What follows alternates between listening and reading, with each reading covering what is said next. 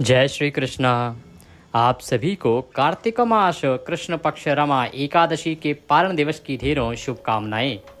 प्रिय दर्शकों, आज कार्तिक मास एकादशी का पारण दिवस है और आपको पारण से पूर्व अवश्य सुननी चाहिए माता तुलसी की यह कथा। माता तुलसी की कथा सुनने से आपका एकादशी व्रत पूर्ण होता है और उसके पुण्य प्रभाव से आपके जीवन के संकटों का नाश होता है। आइए कथा आरंभ करेंगे। इस वीडियो में आपको तुलसी माता की दोनों कथाएं श्रवण कराई जाएंगी जो एकादशी और एकादशी पारण दिवस के दिन अत्यंत ही प्रभावी मानी गई हैं। कथा आरंभ करें उससे पहले आपसे निवेदन है कि यह माता तुलसी की कथा का वीडियो है, तो कृपया वीडियो को एक बार लाइक अवश्य कर दीजिएगा। परमेश्वर वासुदेव की कृपा प्राप्त करने के लिए और अपने व्रत की सफलता के लिए कमेंट बॉक्स में अवश्य लिखिएगा जय माँ तुलसी, जय शालिग्राम भगवान। यह एकादशी विशेष रूप से शालिग्राम और तुलसी माता को समर्पित है, तो आप जितना उनके मंत्र लिखेंगे उतना कल्याण होगा। आप देख रहे हैं देवभूमि ज्योतिष संस्थान का प्रतिष्ठित यूट्यूब चैनल देवभूमि धार्मिक। हम यहाँ पर सभी व्रत और त्योहारों की सही शास्त्रीय जानकारी प्रदान करते हैं, सही कथाएं सुनाते हैं। यदि आप सभी व्रत और त्योहारों की सही शास्त्रीय जानकारी पाते रहना चाहते हैं और कथाएं महत्तम में श्रवण करते रहना चाहते हैं तो कृपया चैनल को अभी सब्सक्राइब कीजिए और बेल आइकन को प्रेस कीजिए। जब आप सब्सक्राइब का बटन दबाएंगे तो वहां एक घंटी का निशान बना हुआ आएगा, उसे अवश्य दबाइएगा, तभी आपको हमारे सारे वीडियो प्राप्त होंगे, अन्यथा आपसे जानकारी छूट जाएगी। तो कृपया सब्सक्राइब करें और बेल आइकन को प्रेस करें। आइए कथा आरंभ करते हैं। आशा करते हैं आपने पारण का पूजन कर लिया होगा। बोलिए तुलसी माता की जय। कार्तिक का महीना था। कार्तिक के महीने में एक बुढ़िया माई थी। वो बुढ़िया माई तुलसी जी को प्रतिदिन सींचती थी, प्रतिदिन जल देती थी, उनका पूजन करती थी। प्रतिदिन जहाँ तुलसा माई थी उस आंगन में जाती, तुलसा माई को सींचती, उनको जल आदि देती, उनका पूजन करती और कहती कि हे तुलसी माता, सत की दाता, मैं तेरा बिड़ला सींचती हूँ, मुझे बहू दे, पीताम्बर की धोती दे, मीठा मीठा घास दे, वैकुंठ में वास दे, चटक की चाल दे, पटक की मौत दे, चंदन काट काठ दे, रानी सा राज दे, दाल भात का भोजन दे, 11 की मौत दे, कृष्ण जी का कंधा दे। तो इस प्रकार से वह माता को, तुलसी माता को सींचते हुए मांगती। कहती कि पीताम्बरी की धोती दे। पीताम्बर जो होता है ना, भगवान कृष्ण पहनते हैं पीताम्बर, पीली धोती होती है एक प्रकार की। मीठा मीठा घास दे, अर्थात हे माँ तुलसी मुझे अच्छा अच्छा भोजन दे, मुझे अच्छा अच्छा भोजन खाने को मिले, स्वादिष्ट भोजन खाने को मिले। चटक की चाल दे, अर्थात मैं सदा स्वस्थ रहूं, निरोगी रहूं, चलती फिरती रहूं, किसी प्रकार की कोई शारीरिक परेशानी बीमारी मुझे ना घेरे। पटक की मौत दे, अर्थात जब मृत्यु आए तो मैं तड़पूं ना, ऐसा नहीं कि मैं रोगग्रस्त हो जाऊं और बहुत समय तक मुझे बिस्तर पर पड़े रहना पड़े। बस मैं चलती फिरती भक्ति करती करती एक पल में ही मृत्यु को प्राप्त हो जाऊं, ऐसी मौत देना। ऐसे नहीं कि मैं परेशान होती रहूं और तड़पती रहूं। चंदन का काठ दे, अर्थात जो काठ हो वह चंदन की लकड़ी का हो और रानी सा राज दे। रानियों का जैसा राज होता है, उनके एक इशारे पे सभी चीज़ें उनको मिल जाती हैं, तो उसी प्रकार से कहती हैं कि रानी के जैसा राज देना। और दाल भात का भोजन दे। दाल भात का भोजन हल्का भोजन होता है, प्रिय भोजन होता है, सेहत के लिए भी अच्छा होता है, इससे शरीर सदा फुर्तीला बना रहता है। और 11 की मौत दे, क्योंकि 11 को जो मरता है ना उसकी गति हो जाती है। प्रिय दर्शकों, 11 की मृत्यु साधारण मनुष्यों को प्राप्त नहीं होती। 11 को जो मरता है वह सीधा वैकुंठवासी होता है, वैकुंठ में जाता है। इसीलिए बुढ़िया माई 11 की मौत मांग रही है। और कृष्ण जी का कंधा दे, और जब मैं मरूं, मुझे जब 4 लोग उठा के लेके जाएं तो उनमें एक कंधा कृष्ण जी का होना चाहिए। कृष्ण स्वयं मुझे आके कंधा दें। आप सोचिए बुढ़िया माई ने कितनी बड़ी बात कही है। इन छोटी छोटी चीज़ों में बुढ़िया माई कितनी बड़ी सारी बातें कह गई हैं जो साधारण मनुष्य के लिए संभव ही नहीं है। अब कृष्ण जी का कांधा जिसको मिल जाएगा वो तो प्राणी सृष्टि से अपने आप ही तर जाएगा। उसकी मुक्ति को कौन रोक सकता है, जिसे भगवान स्वयं कृष्ण के रूप में कंधा देने के लिए आए। तो इस प्रकार से वो प्रतिदिन माता तुलसी को सींचती, जल देती और जल देते समय इस प्रकार से वह बोलती थी। तब तुलसी माता यह सुनकर परेशान होने लगी, सूखने लगी, क्योंकि वो बड़ी चिंतित थी। वो सोचती थी कि बुढ़िया माई मुझे सींचती है। अब क्योंकि जब कार्तिक पूर्ण होगा, जब इसका नियम पूर्ण होगा, तो जो जो भक्त की इच्छाएं होती हैं उनको भगवान को पूरा करना होता है। तो मैं इसको सारी चीज़ें तो दे दूंगी, जो चीज़ें मांगी हैं इसने, चाहे पीताम्बरी धोती हो, चाहे मीठा घास हो, अच्छा भोजन हो, अच्छा जीवन हो, वो सब तो मैं देने में सक्षम हूँ, मैं दे दूंगी। परंतु कृष्ण जी का कांधा मैं कहाँ से लाऊंगी? कृष्ण जी का कांधा किस प्रकार से मैं इसको दे पाऊंगी? यही विचार कर करके परेशान होकर तुलसी माता सूख रही थी। इसी दौरान एक समय पर भगवान श्री कृष्ण का आना हुआ। उन्होंने उनको अत्यंत सूखते हुए देखा, परेशान देखा, तो उन्होंने कहा, हे तुलसी, तुम क्यों सूख रही हो? तुम्हारे मन में कुछ चिंता चल रही है, मुझे बताओ। तब तुलसी माता ने कहा कि हे प्रभु, एक बुढ़िया है, वो प्रतिदिन मुझे सींचती है, जल देती है, रोज आती है और यही बात कहती है। अब मैं सब बात तो पूरा कर दूंगी, लेकिन कृष्ण का कांधा कहाँ से लाऊंगी? कहते हैं, क्या कहती है? वो कहती है कि हे तुलसी माता, सत की दाता, मैं तेरा बिड़ला सींचती हूँ। मुझे बहू दे, पीताम्बर की धोती दे, मीठा मीठा घास दे, वैकुंठ में वास दे, चटक की चाल दे, पटक की मौत दे, चंदन का काठ दे, रानी सराज दे, दाल भात का भोजन दे और 11 की मौत दे, तथा कृष्ण जी का कांधा दे। प्रभु, ये सब वो मांगती है।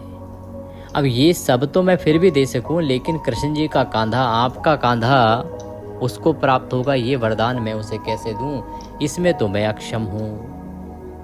यह सुनकर भगवान श्री कृष्ण बोले, हे तुलसी, जब वो मरेगी तो मैं अपने आप कंधा दे आऊंगा। तो बुढ़िया माई को यह वचन दे दे और कह देना। तो अगले दिन जब बुढ़िया माई आई, तुलसी माता ने उसे कह दिया कि ठीक है बुढ़िया माई, तेरी जो इच्छाएं हैं वो सब पूरी होंगी और भगवान कृष्ण भी तुझे कांधा अवश्य देंगे। समय आने पर बुढ़िया माई मर गई। सब लोग आ गए।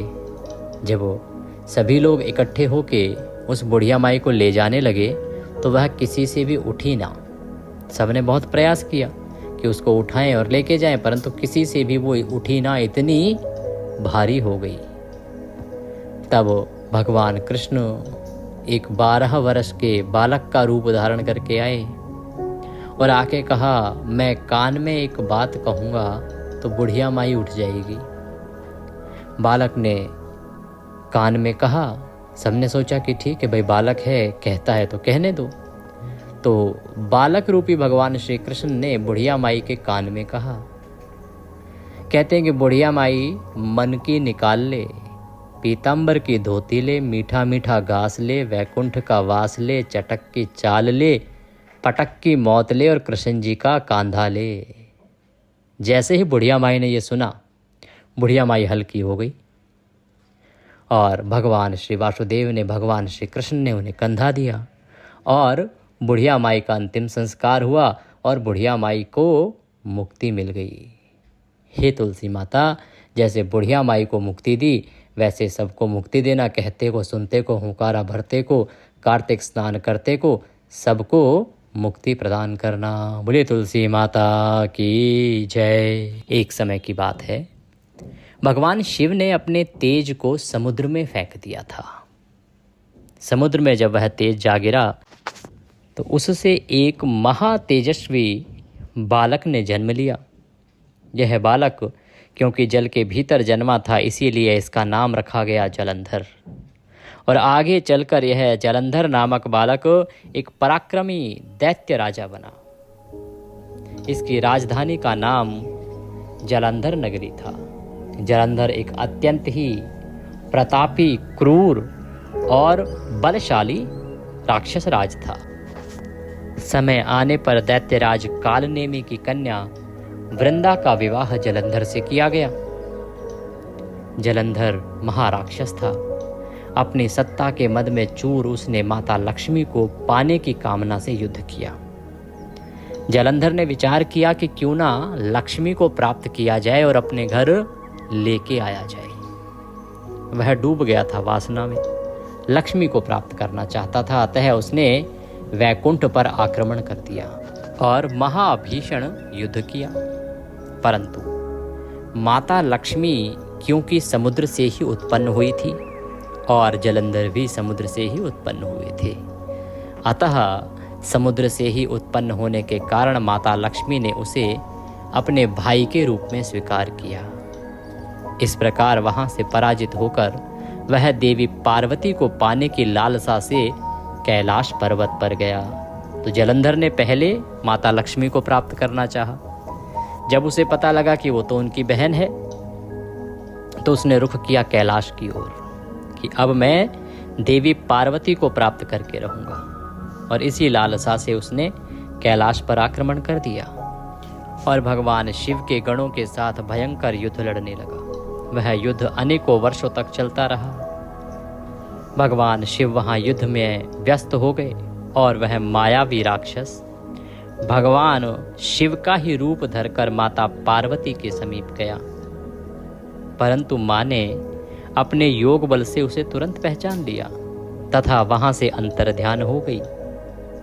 देवी पार्वती ने क्रुद्ध होकर सारा वृतांत भगवान विष्णु को सुनाया, क्योंकि भगवान शंकर तो युद्ध में व्यस्त थे।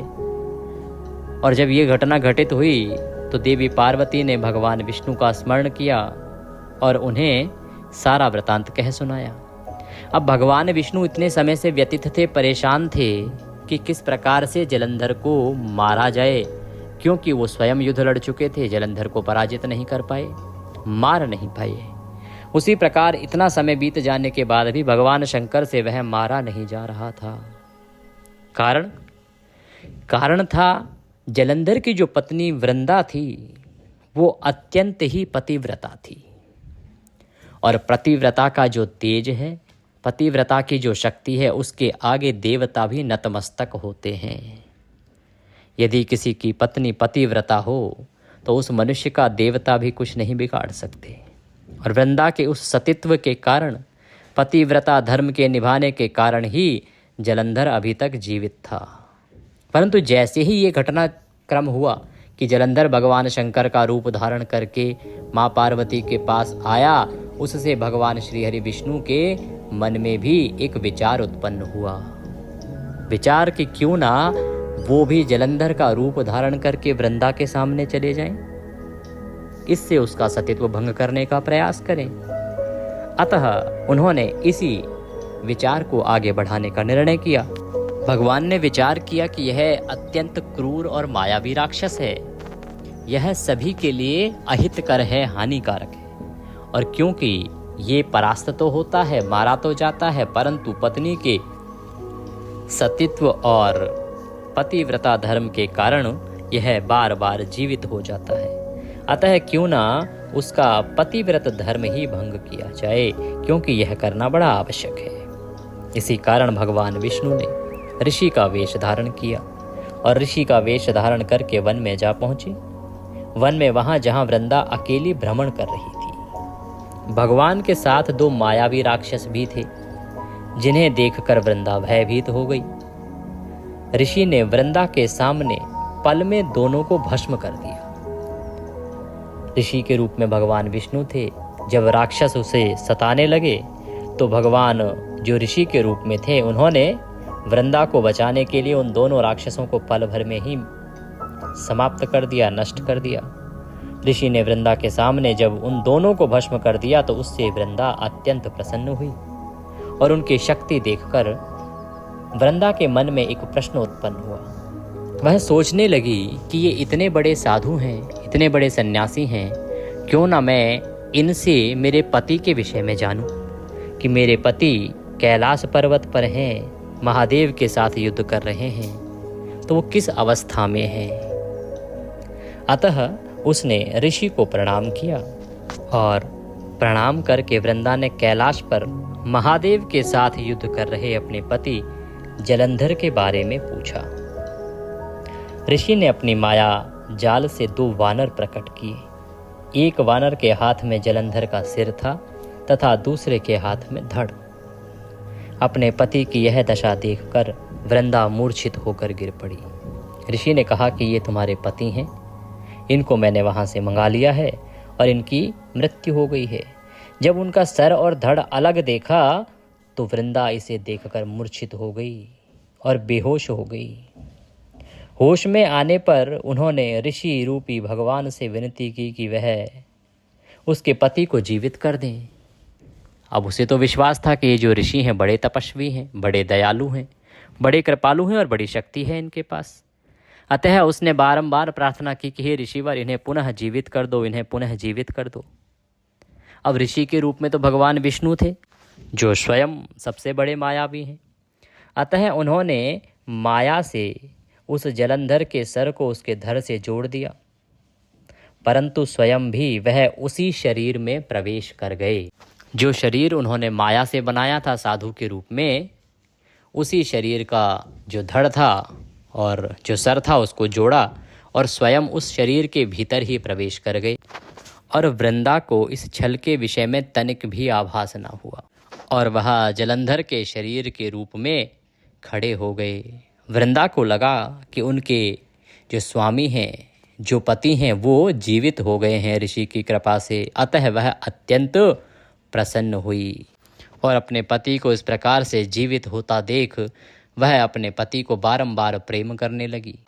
और जिस प्रकार से एक पत्नी का स्वभाव होता है, उसी प्रकार से वह अपने पति के रूप में, क्योंकि उसे तो आभास ही नहीं था कि इसके भीतर कोई और छुपा है, वह अपने पति को देखती हुई उनके साथ विहार करने लगी और पतिव्रता का व्यवहार करने लगी। अब क्योंकि उसके भीतर नारायण थे, वो उनका असली पति तो था नहीं, अतः उसका सतित्व जो है वो भंग हो गया। वृंदा का सतित्व भंग हो गया। उसका सतित्व भंग हो जाने के कारण वृंदा का जो पति था, जो बार बार उसके सतित्व के कारण जीत जाता था, वह युद्ध हार गया और मृत्यु को प्राप्त हो गया। इस सारी लीला का जब बहुत समय बीत जाने पर एक दिन वृंदा को एहसास हुआ कि विष्णु ने उनके साथ छल किया है। अतः वह बहुत अधिक क्रुद्ध हो गई। उन्हें बहुत क्रोध आया और क्रुद्ध होकर भगवान विष्णु को हृदयहीन शिला होने का श्राप दे दिया कि तुमने मेरा सतित्व भंग किया है। विष्णु, तुम एक हृदयहीन अर्थात पाषाण शिला बन जाओ, जिसके भीतर दिल ही ना हो। अपने भक्त के श्राप को भगवान विष्णु ने स्वीकार किया और वो एक शिला बन गए, जिसे शालिग्राम कहते हैं। सृष्टि के पालनकर्ता के पत्थर बन जाने से ब्रह्मांड में असंतुलन की स्थिति हो गई। यह देखकर सभी देवी देवताओं ने वृंदा से प्रार्थना की कि वह भगवान विष्णु को श्राप मुक्त कर दे, अन्यथा यह सृष्टि चल नहीं पाएगी। वृंदा ने भगवान विष्णु को श्राप मुक्त कर स्वयं आत्मदाह कर लिया, अपने आप को अग्नि में भस्म कर दिया। जहां वृंदा भस्म हुई वहां तुलसी का पौधा उगा और भगवान विष्णु ने वृंदा से कहा, हे वृंदा, तुम अपने सतित्व के कारण मुझे लक्ष्मी से भी अधिक प्रिय हो गई हो।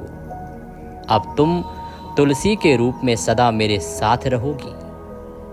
तब से हर साल कार्तिक के देवउठनी एकादशी के दिन तुलसी विवाह के रूप में मनाया जाता है और इसी दिन शालिग्राम जी के साथ उनका विवाह भी किया जाता है। जो मनुष्य भी मेरे शालिग्राम रूप के साथ तुलसी का विवाह करेगा, उसे इस लोक से और परलोक तक विपुल यश प्राप्त होगा, तथा जो मुझे प्रतिदिन कार्तिक मास में तुलसी दल अर्पित करेगा, मंजरी अर्पित करेगा, उसको सदा मेरी कृपा प्राप्त होगी। उसी दैत्य जलंधर की यह भूमि जलंधर नाम से विख्यात हुई। सती वृंदा का मंदिर मोहल्ला कोट किशनचंद में स्थित है। कहते हैं इस स्थान पर एक प्राचीन गुफा भी थी जो सीधी हरिद्वार तक जाती थी। सच्चे मन से 40 दिन तक सत्यवृंदा देवी के मंदिर में पूजा करने से सभी मनोरथ पूर्ण होते हैं। जिस घर में तुलसी होती है वहाँ यम के दूत भी असमय नहीं आ सकते। मृत्यु के समय जिनके प्राण मंजरी रहित तुलसी और गंगा जल मुख में रखकर निकल जाते हैं, वह पापों से मुक्त होकर वैकुंठ धाम को प्राप्त होते हैं। जो मनुष्य तुलसी व आंवलों की छाया में अपने पितरों का श्राद्ध करते हैं, उसके पितृ मोक्ष को प्राप्त हो जाते हैं। बोलिए तुलसी महारानी की जय। इसी के साथ यह तुलसी माता की कथा यहाँ पूर्ण होती है। अब हम तुलसी माता की दूसरी कथा सुनेंगे। बुढ़िया माई की कथा है कि कैसे वह बुढ़िया माई कृष्ण जी का कांधा मांगती हैं। इन कथाओं को आपको प्रतिदिन कार्तिक मास में अवश्य सुनना चाहिए। आइए दूसरी कथा आरंभ करते हैं। यदि कुछ और कहना चाहते हैं, पूछना चाहते हैं तो स्क्रीन पर नंबर आ रहा है, व्हाट्सएप के माध्यम से जुड़ सकते हैं या कमेंट बॉक्स में लिखकर भी पूछ सकते हैं। दक्षिणा स्वरूप यदि कुछ भी भेजना चाहते हैं तो जो 900 से आपके सामने नंबर है उस पर भेज सकते हैं, या QR कोड भी आपके सामने आ रहा होगा, उसको स्कैन करके भी भेज सकते हैं, वह भी हमारे सीधे बैंक खाते से जुड़ा हुआ है। इसके बाद आप अपने पूजन को पूर्ण करके और व्रत का पारण कीजिए। परमात्मा आपके व्रत को सफल करें। हरे कृष्ण।